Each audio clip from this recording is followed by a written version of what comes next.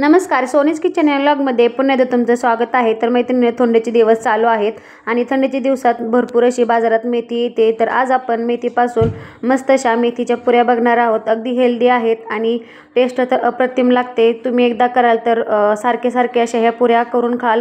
प्रवासात सुद्धा आपण हे नेऊ शकताल। आरामशीर अशा 10 ते 15 दिवस या पुऱ्या टिकतात। तर चला आता वेळ न घालवता आपण आजच्या रेसिपीला सुरुवात करूया।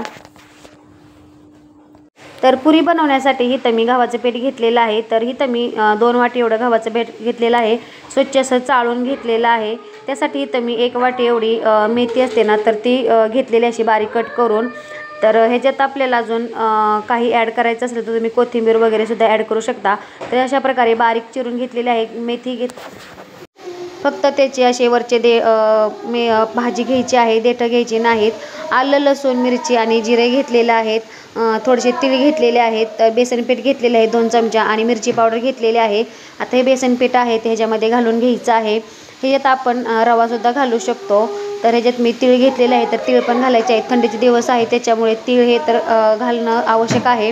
मेथी अशी बारीक कट करूनच घालायची आहे, जेणेकरून लाटताना व्यवस्थित असं मस्त दिसेल त्याच्यात आणि तुटणार नाही तुमची पुरी। आता ह्याच्यातच आपल्याला जे आपण आलं, लसूण, मिरची घेतली होती ती पण बारीक करून घालायची आहे। चवीनुसार मीठ आहे ते घालायचं आहे। तर ह्याच्यात मी आता 1 पळी एवढं तेल घालणार आहे। तेल घातल्यामुळे काय होतं, आपल्या पुऱ्या आहेत ते छान अशा होत्यात आणि जास्त तेल शोषून घेत नाहीत किंवा तेलकट अशा होत नाहीत पुऱ्या। त्यासाठी असं आपल्याला नॉर्मलच तेल घालायचं आहे, गरम करून घालायचं नाही।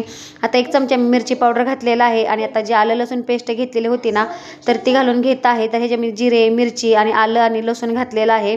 त्याने खूप छान अशी टेस्ट लागते। आता इथं आपल्याला पाणी घालायच्या आधी हातानेच असं छान असं मिक्स करून घ्यायचं आहे।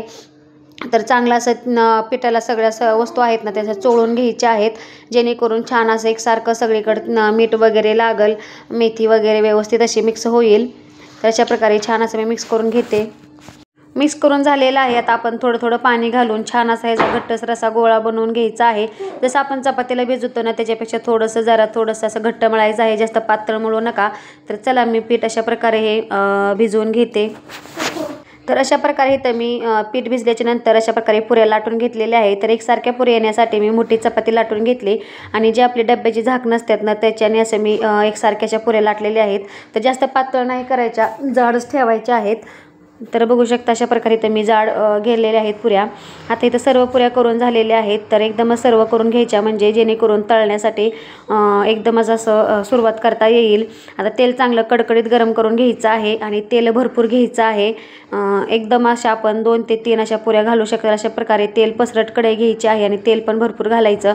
आणि बघू शकता अशा प्रकारे काय करायचं, पुरीवर असं त्याला तेल ओतायचं, म्हणजे काय होतं, पुरी छान अशी फुगते। तर बघू शकता अशा प्रकारे छान पुरी फुगलेली आहे आणि चांगली खरपूस अशी तळून द्यायची, लगेचच काढायची नाही।